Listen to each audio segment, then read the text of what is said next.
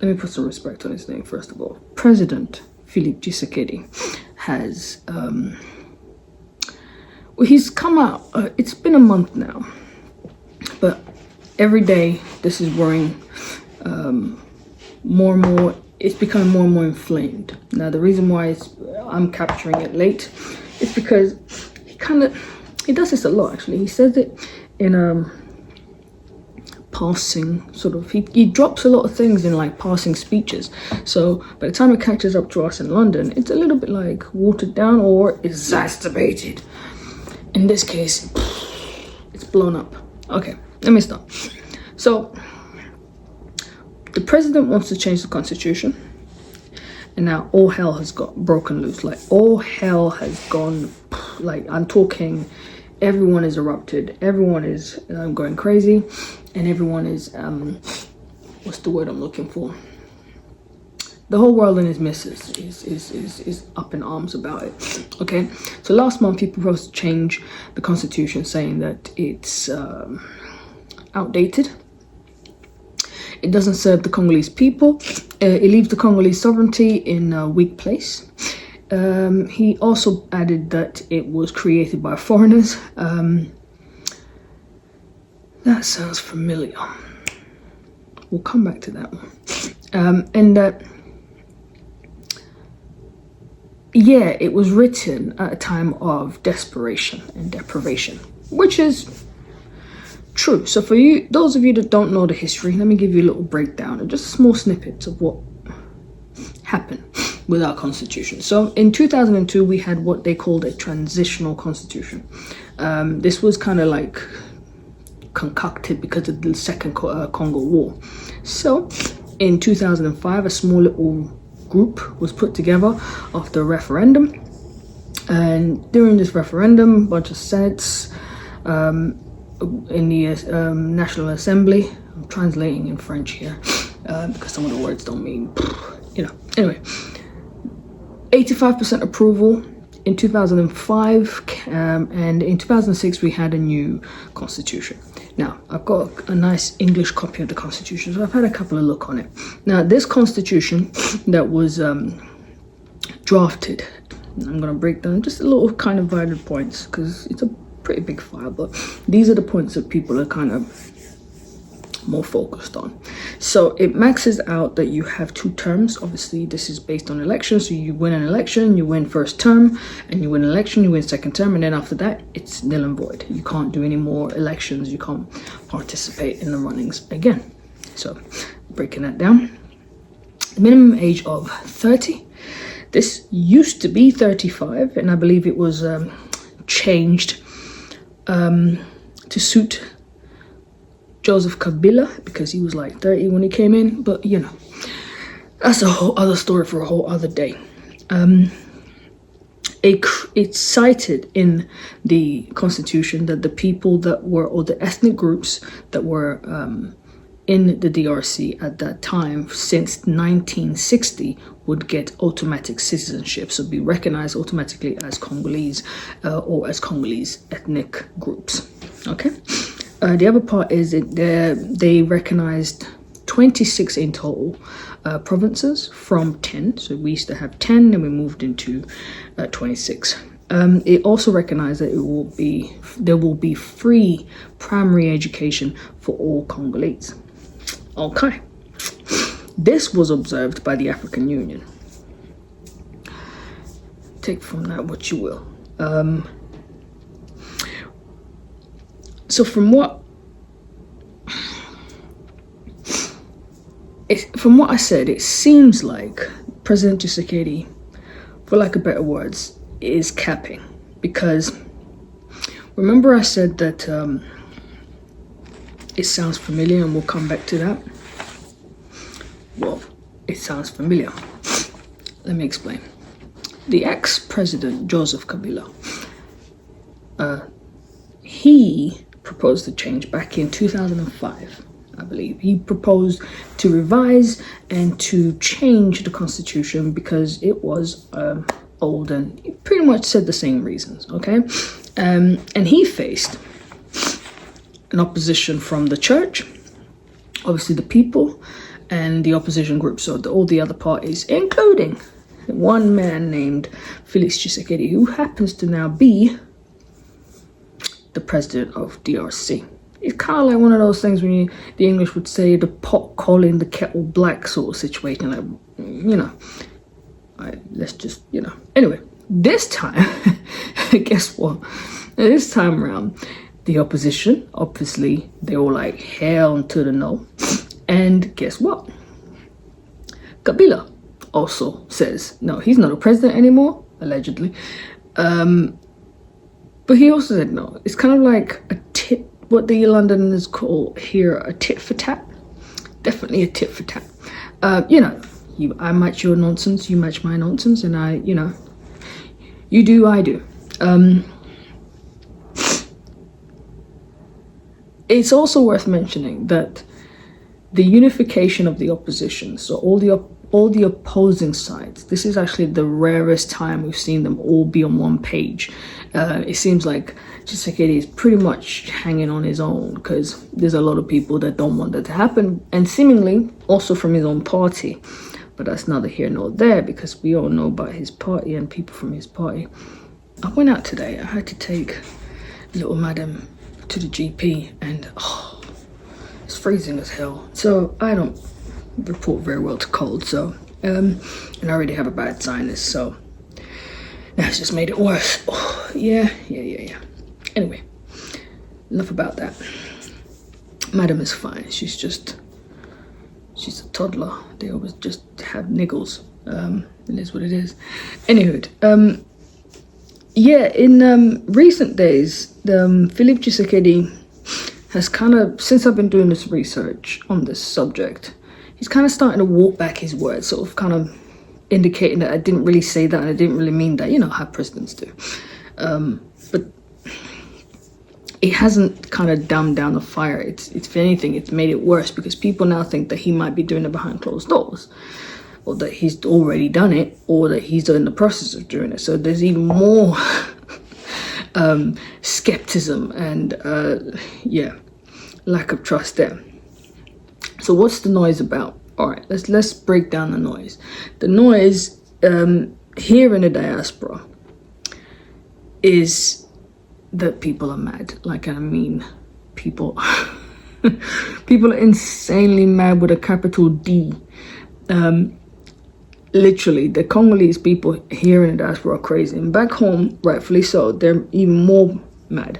Now, it's worth mentioning also that as a default emotion, Congolese people are very emotional. As a default emotion, Congolese people are very dramatic.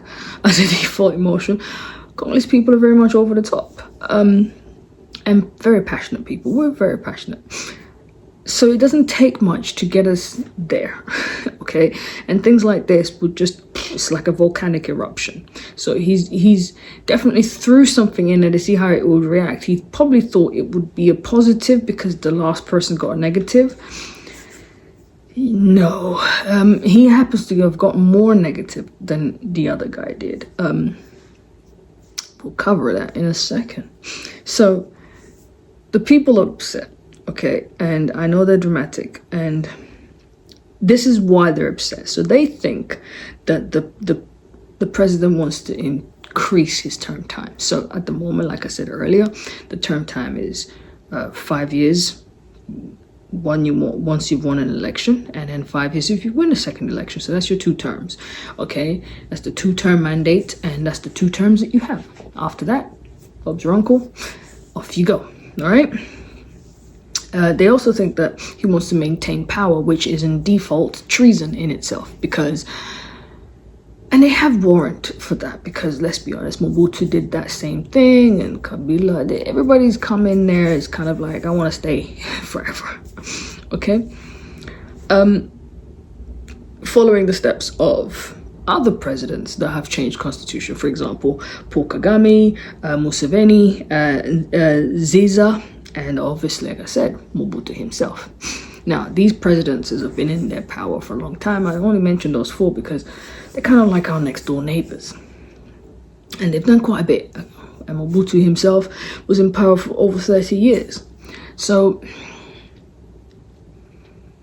you see why the people are like, bro, no, you're taking the mic. You want to change the constitution because all the other Bobs and Teds changed their constitution and they've been in power forever. Yeah, and that's why you want to do it. So people are kind of preempting here.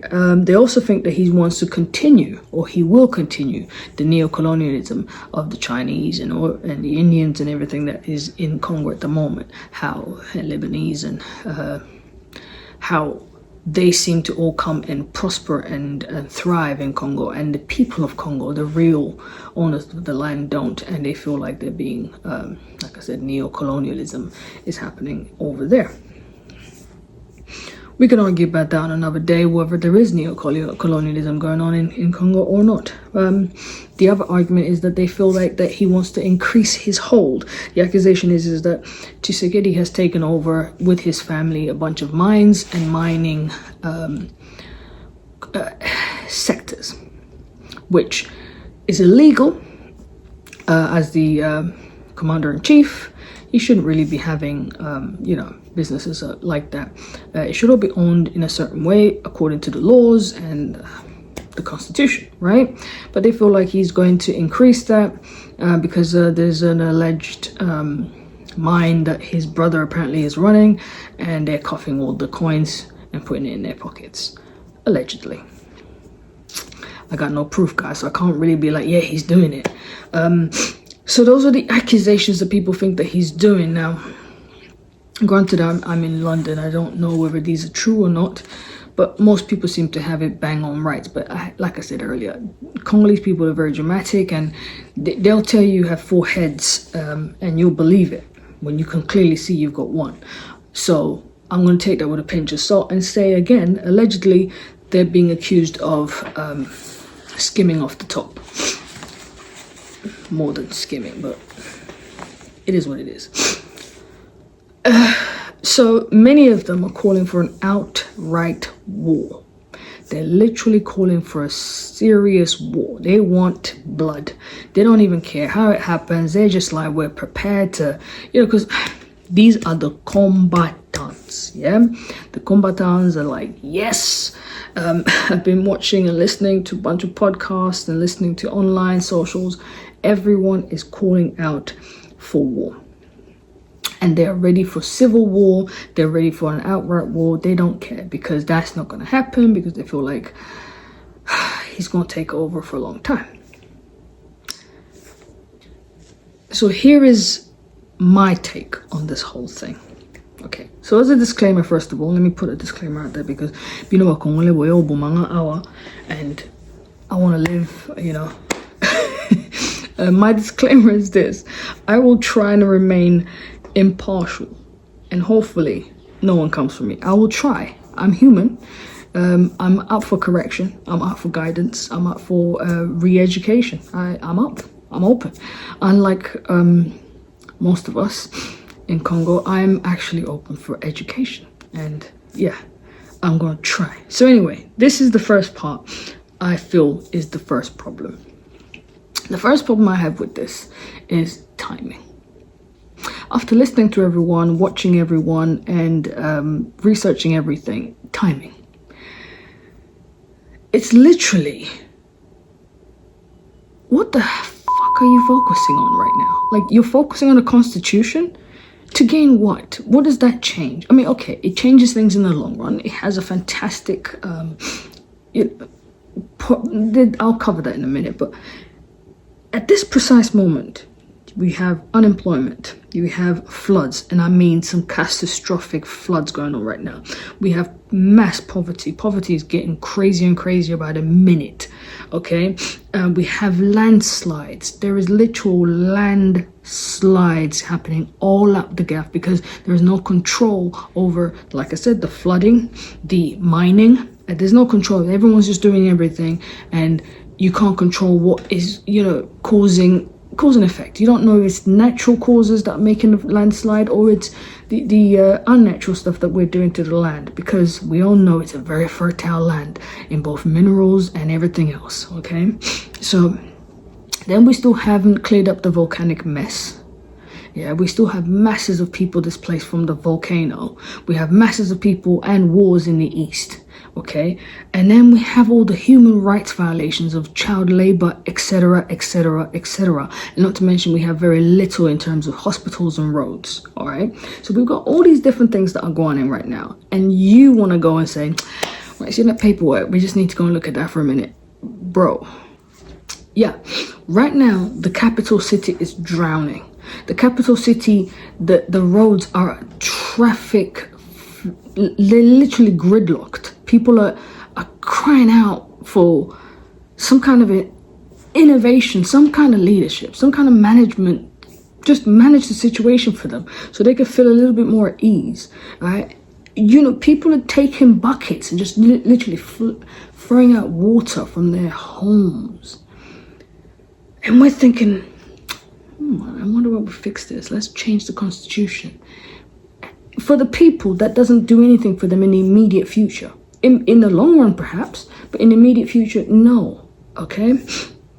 So our question of prioritizing of this is like, okay, I would be less suspicious of all of this if he was doing this back in 2018, 2019, when he first come in, he was like, look, the constitution don't suit us. I know I opposed it last time, but you know what, yeah? I've had a look at it. I've just come in and it's a mess. And he was right, I was wrong. Take your words back, sort of thing. And stand up, you know, get your balls, boom, stand up and just be like, boom, okay, let's change it. Because you're looking very, people like a man of their word, and Congolese like people that stick to their word, or at least they're looking for people that say what they were going to do and do what they're going to say. And in this case, you're looking like a right old, what's the word I'm looking for? Hypocrite. Because you opposed, you waited 5 years, and now you're going to do exactly the same thing. It's almost like you've just tasted that sweet cherry goodness of power, and you're like, well, coming to my second term, bro, we need to start moving, you know, we need to change this thing up because I need to stay in for a while. It's almost like that, allegedly. I'm not saying that's what you're trying to do, but that's what it looks like. It smells like it. Yeah, because you were so up there with Kabila when he was up for it, and you were like, no, I'm not buying it. He really wants to change this, and you were giving it large. And I find it very, very, like, why now? Why didn't you do it back then? In fact, why don't you propose it? Right? I didn't write this on my notes. This just came into my head. Why don't you propose it for the next guy that comes in? Yeah, why don't the next person do it? Because you're leaving. When the next election comes in, you'll be like, right, so the next guy can make sure that they change the constitution. I'm going to leave that on my recommendation on my handover. I'm just saying. Because, yeah, I can see where they're coming with that accusation, to be honest with you, mate. I really can. I can really see it. Just saying. All right, now, next part. These African presidents, they just cannot seem to manage without seeming to want some form of kingship or kingdomship. I don't know what the right word is. English is not my first language. Allegedly. They all seem to be, they get to power and they want to stay there for a long time. Now, as Congo moves forward, it will need to revise and rewrite the constitution. That is a given. When you read it, you'll know what I mean. If you haven't read it, please don't come in my comments and chat nonsense, because trust me, it will need to be revised. It will need to be rewritten, to suit the modern day of today, computers and computer crimes and things of that nature, right? We've got so many different ways people can commit illegal activities. We've got our mines, we've got our tribes. They're not kind of included in there. They're sort of washed over, but not really emphasized as a playing role. There is regions, Kasai region, all of this kind of different places. I say that, we're not excluding all the other regions or the other people. When I say Balubas and all this stuff, there's a lot of tribalism because no tribe is really recognized in the constitution. The sovereignty doesn't really hold dear to the chef de village or chef de what do you call them? The name escapes me. You get what I mean. So there's a lot of chiefism within, take Nigeria or Ghana, there's a lot of chiefism, right? Within certain regions, because that's how the country is run, because the people believe in their chiefs, right? Like the Ashanti Kingdom still runs Ashanti lands, and there's sovereignty in that. So that hasn't been kind of molded into the constitution or laws, and it needs to. It needs to be very clear and concise. It needs to be done properly, and I don't think it has. I don't think that many people recognize that we live a certain way, but we carry forward laws that don't reflect how we live, especially for the DRC. Like, I wanted to purchase some land in the DRC, and it was like, oh, chef coutumier, chef this and chef that. We got to go through all these people, and there's money that got to be passed through these hands, and there's get it out, Jesus Christ, English. There's authorization that has to come through all these people. It's not just, the law. The law is the last part. You go to the council and then they do the paperwork. That's the last bit. So I've had to wait over a year just to get the authorization I need to get from the chef de village and chef coutumier, all these kind of different peoples. I might be butchering the titles. I apologize, but it's just what I can remember in my head. So that is to reflect whether it's being in the constitution or in the laws of the land or whatever, but it needs to be very clear and concise. But yes, we also need to address that somewhere along the lines. I hate to say this, you're gonna hate me for this, maybe perhaps, because we've been a kingdom as Africa as a whole, that might be why we always refer back to being in power for a long time. Although I must emphasize that our appetite for hunger is very colonial based. None of it is like the kingdoms that we represented back in the days. But I do think that, that's what's it called? Muscle memory. You kind of revert back to your old self. But it has been some time, since the last king, or we only had one gender for we don't have queens, they're all called kings. So yeah, it has been a while for a lot of us. But that being said, it could be something that people need to have a look at. Maybe perhaps there is an argument in the time served. Is 5 years enough to implement policies and to make changes? Because I've been looking at some stuff. I like watching engineering programs, and just to engineer like a bridge and stuff like that, it's a minimum 5 years, some of these projects. So if you came in with all these ideas, executing them, is 5 years enough? And the other question I have is, when you leave, let's say you only served one term, is the next guy going to continue your this is Africa. It's not like London where it took forever to make the Elizabeth line, and it was continuing through all the parties, because once it's been signed, it's been signed.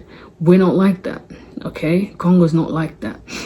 So I question that. Does it reflect what needs to be done now, or does it need to be something else, like a branching paperwork that kind of aligns all of the things I just said? I don't know. I really don't know. I'm just being a bit of a devil's advocate and saying, are we really looking at this correctly? If I'm, to go by what he's saying about it doesn't suit the sovereignty, because last I checked, there's a lot of mining groups in there. There's a lot of companies that just basically haven't owned lands, and there's people in there that have been owning or occupying land since colonial days, and no one really checks on what, where, how, and who. So it might need a lot more revision from that, because certain people take over certain places because they know it benefits them. There's something under the ground that they know you don't know it's under the ground. Because you remember, Congo is that kind of country though. Everywhere you go, there's something under the ground. And whether it's beautiful, fertile vegetation land, or it's got some copper, gold, and, all of those kind of minerals. And then that's where things become a problem. What we don't want to do in the long run is to lose rights to that stuff. So I again, we have to take into account that Congo is in a big of a mess right now. And I mean a mess. It's in such a mess that it could be solved in a decade. It could, if everyone's aligned, all the stars are aligned. But it also could be destroyed further than what it is. But who does it benefit? One way or another, we're going to have to look at that constitution sooner or later. But it's a matter of, like I said, prioritizing and timing. So those are the questions. Right. Next part of my subject. The combatants. I love you guys. I absolutely do. I have to kind of just put that in there. I really do love you guys, because we need you. We need these kind of bravado, this kind of, we need that. And it's in our nature to be like that as Congolese. We just, like every energy, we got to direct it to the right things at the right time, in the right place, in the right way. Okay? You guys are always up for fight. And like I said, I implore you for it, because we've got a lot of things done because you were up for a fight. But you're always talking war. It's always a war. It's always a fight. It's always bloodshed. It's always someone's got to die and someone's got to... Bro. In the last war, we lost 70% of our male population. Right, 70%. Like, our men have just been tattered, like they've just been, smashed to smithereens. Right, long before I was even a little, I was just a little tiny toddler during these moments. So we've lost a lot of men in our time, and you guys are talking. I've watched so many podcasts. I've listened to so many TikTok lives where you're going to say, well, that's not enough. That's where you get your information these days. Ask Donald Trump. People are genuinely talking divisiveness. They're talking tribalism. They're talking just simple war, like war on war. Like, we're going to go take some tanks and we're just going to go da-da-da because we have a disagreement. Essentially, this is a disagreement. It begs the question that every time we disagree, we just got to go to war. Every time we have a disagreement, every time one person wants to do one thing you don't agree with, we're going to go to war. Every time that person says this, is that what we're going to do now? Because it seems like you kind of lost your purpose for a minute, which, again, like I said, your passion, your drive, your motivation, brilliant. But is everything about war? Because last I checked,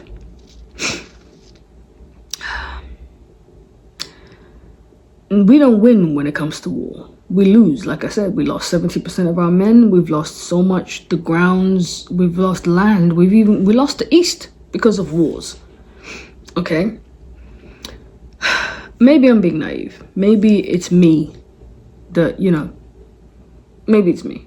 I'm ready to point the finger at myself, but I just don't think that we are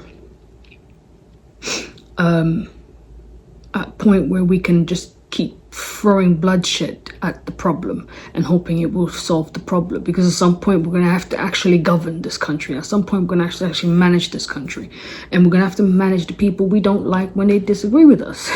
We have to live with them. Because here's the thing, most of the combatants that are here, funny how they talk war, but they wouldn't do that here with their boss. They disagree with their boss. You disagree with their boss.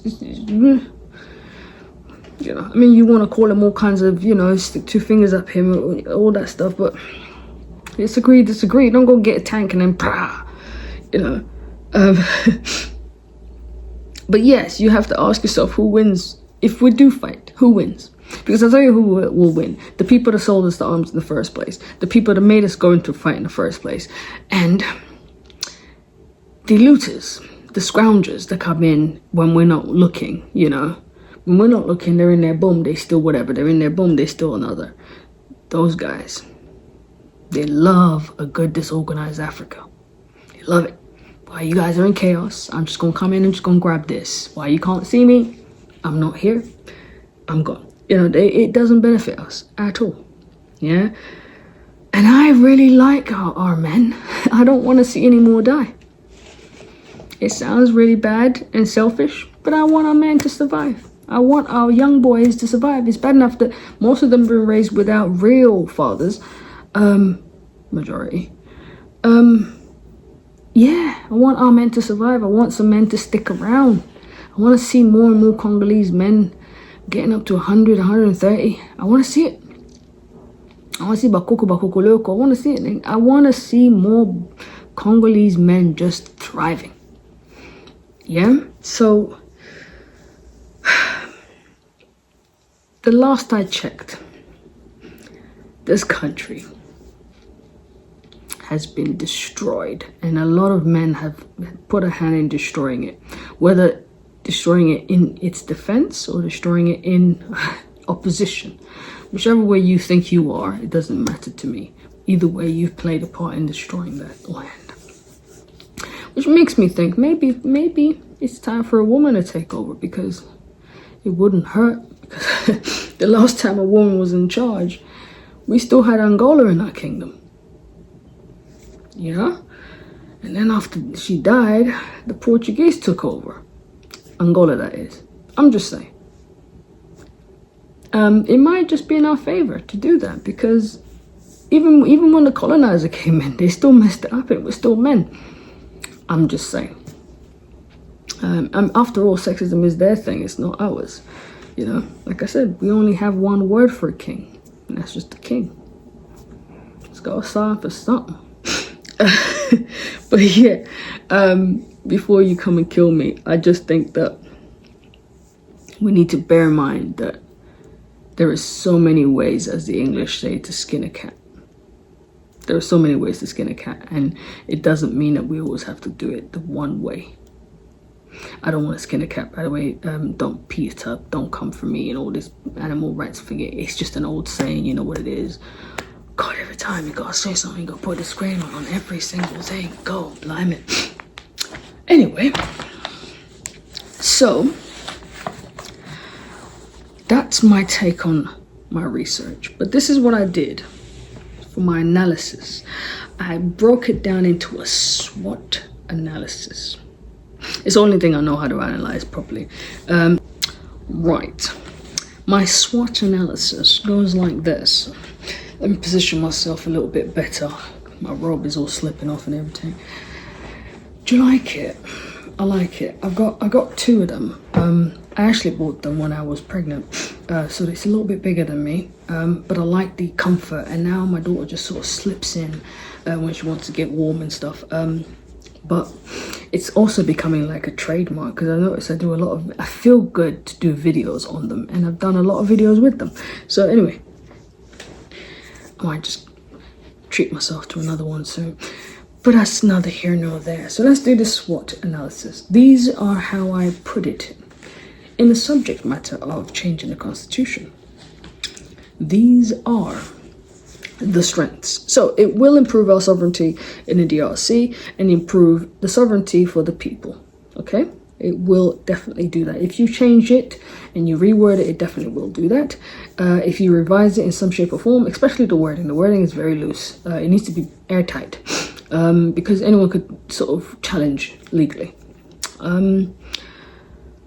It will give the president more power, definitely, because as the president, of course, commander-in-chief, they will be able to order more stuff, more changes, more things on these areas, and impose more laws.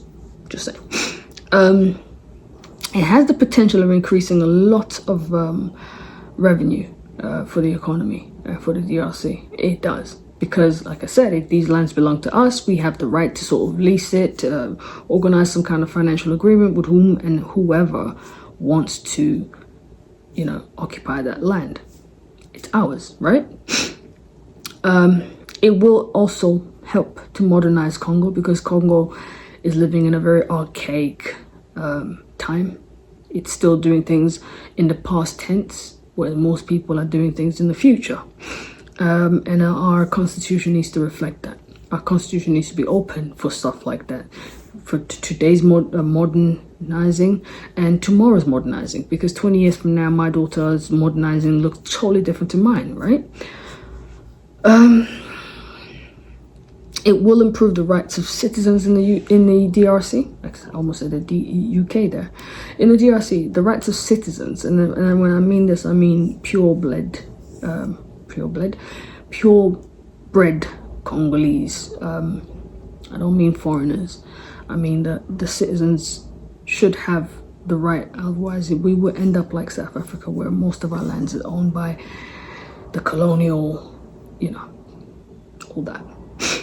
Let's just stop there. It's a whole other subject. This is just the strengths.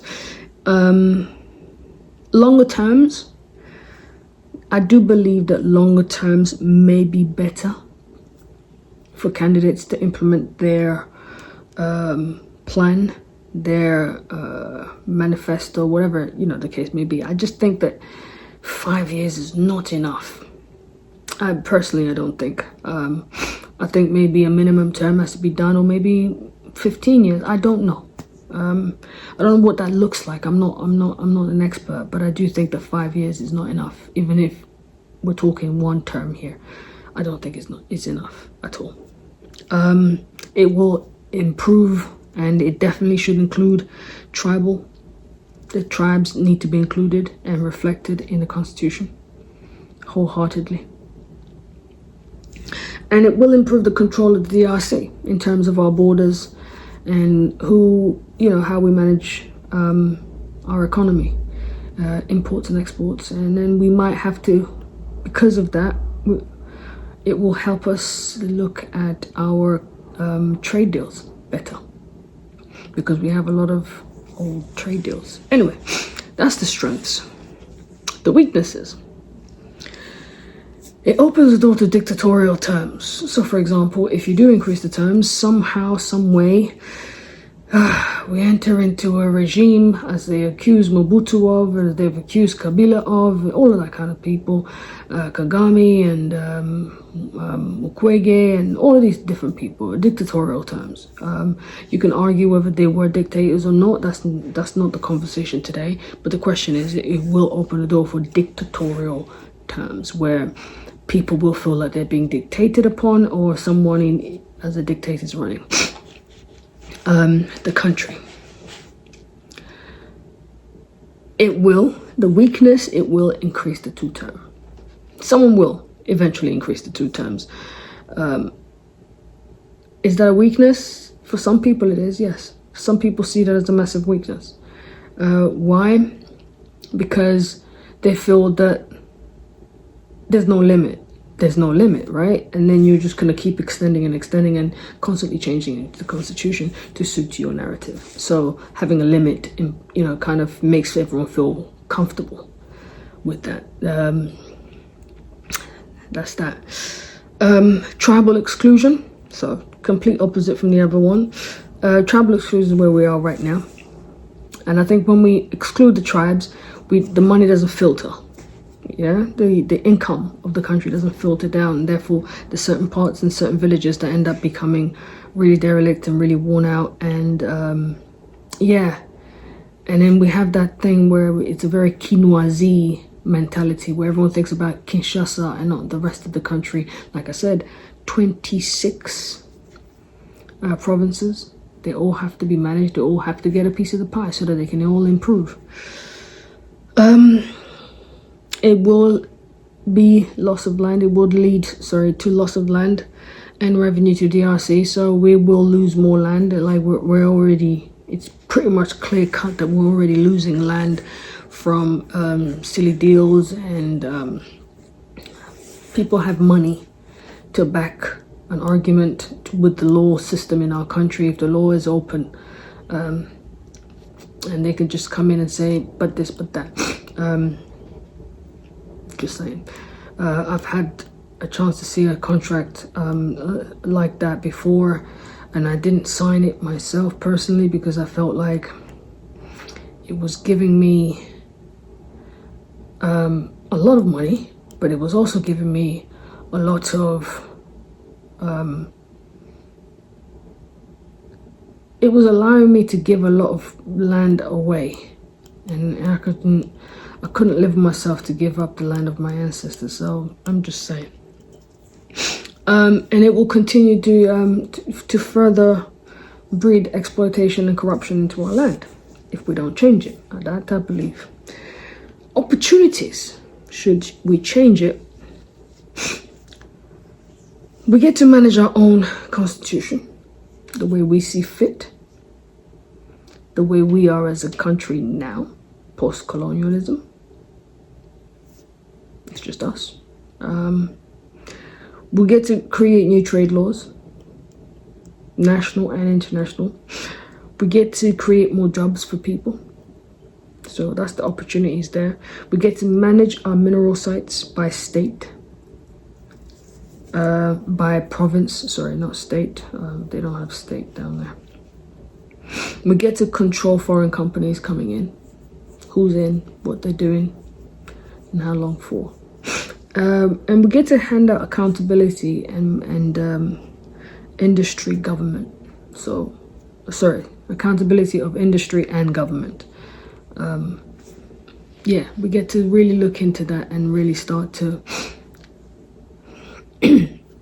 that's just what I believe. So our threats is the kingdomship. Someone might come in and decide that they're king today, and when we enter into a monarchy but under some madness. Threats is another war, famine, death, poverty, wealth for arm dealers, loss of DRC and separation. Loss of DRC is important because I do believe that there are some people out there that would love to see the DRC separated and certain parts of the DRC handed to other people. I do believe that. And there are some countries that want to they want a piece of the DRC.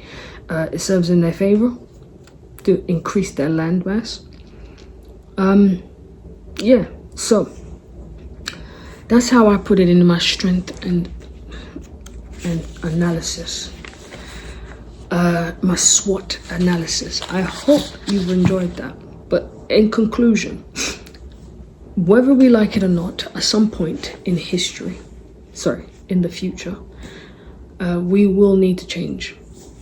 We must change. However, in this immediate time, it is not the time. It is not the time right now.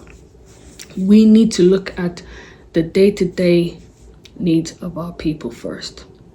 And we often get carried away looking too far ahead, or looking at making something big, some kind of explosion of miraculous thing to happen, when really and truly people just want to know where their next meal is coming from. And really and truly people just want to be like, I don't want to go and sleep on a wet bed, bro. Really and truly people just want to be like, I don't want to travel 10,000 miles just to go to hospital to get a freaking flu jab. That kind of thing, you know? I tell you, this is what people want. And I can understand it because I have the privilege to have it. I can walk out of my house, I'm filming this in my house, and I can walk 30 steps, literally 30 steps from my garden, which is that way, right? And there's a pharmacy down there. I can walk 50 steps that way to the main road, and there's another pharmacy there. And then I've got a small supermarket next to that. If I wanted a bigger supermarket, go down the station.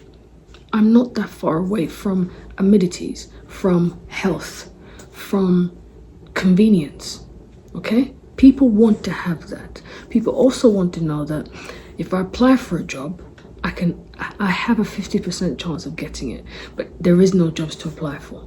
People also want to know that I went to school. I qualified. I did what was, supposed of me. I did what was intended of me. I did what was taught of me, but there is no outcome to that. I don't want to be a qualified mathematician or a qualified engineer, and then I'm doing a job, and I don't want to mention the jobs, I don't want to put any jobs down, and I'm doing a job that's beneath my qualification. People also want to make sure that their children are actually going to school and getting educated, and the school is not taking it out of their own hands to charge me for school because they're not getting paid. People want to make sure that they're not walking on 6 feet of water every time it rains. It's funny because the raining thing, when we were before colonialism, it was still raining like that. It's a monsoon country, and yet we didn't have these issues. I've made a video about that already, about the floods and the, you know, so we're not going to go into that, but people genuinely want to know, like I said, commodities, conveniences, amenities are close by. They want to know their medication is not too far away, plus it's not being charged an arm and a leg. They want to live, yeah? But I also want to say this to the combatants, or to anyone who's willing to fight and die. I want to ask you, are you willing to live? Are you willing to thrive? Are you willing to survive? No, actually, I'll rephrase that. I don't care too much about surviving. Are you willing to blossom? Because we all want to fight. We all want to die. It's the very thing that we're taught, and especially with all this colonial eras. We're taught fight, all aggression. But do you, like, you remember that film, Batman, when the guy, Joker, goes to, what's her name? You know her name. Anyway, she goes to her and says, are you willing to live for me? Are you willing to survive for me? Are you willing to thrive for me? That's what I want to hear. I want to hear people that are so passionate, that turn that passion that you have, the combatants, into we are going to do everything in our might, in our heart, to make this country the most successful country in the world, to make this people the greatest people on earth. I'm just saying, we're going to do it. Whether you believe it or not, we're going to make it happen. Are you willing to do that? Because dying seems easy. We've been doing it for over a century as Congolese. I mean, we did it with the Portuguese. We died a lot with the Portuguese. We died a lot with the French. We died a lot with the Belgians. And now they've all come together and they call themselves the UN, and we die a lot with them too. All right, we've died a lot with our own people, with our 9 neighbors, yeah, without singling anybody out. We've died. It seems easy, but what might not be so easy is, are we prepared to thrive? Are we prepared to get it out? Are we prepared to blossom? Are we prepared to bloom? Are we prepared to shine? And that's going to involve more hard work and more cooperation with ourselves than with anybody else. It's gonna be really demanding. It's gonna mean that we're gonna have to work with our people, our own people that disagree with us. Oopsie. I don't know. I do think that you're capable of it, though. I think that heart you have, that you wear so proudly on your sleeves, is a testament to your patriotism. I just think that you're misguided in where your force needs to be. Your force needs to be in thriving. Your force needs to be on blooming and blossoming. You need to walk in and demand to be combatant's part of his advice committee, to be like, we here need to be recognized to give you the advice, what the streets are saying, so you can diligently guide your cabinet, your administration through the betterment of the country. It shouldn't be. Now, I know I'm singing all kumbaya and everything, but we've already done the nasties, so why not? Anyway, that's me. See you later.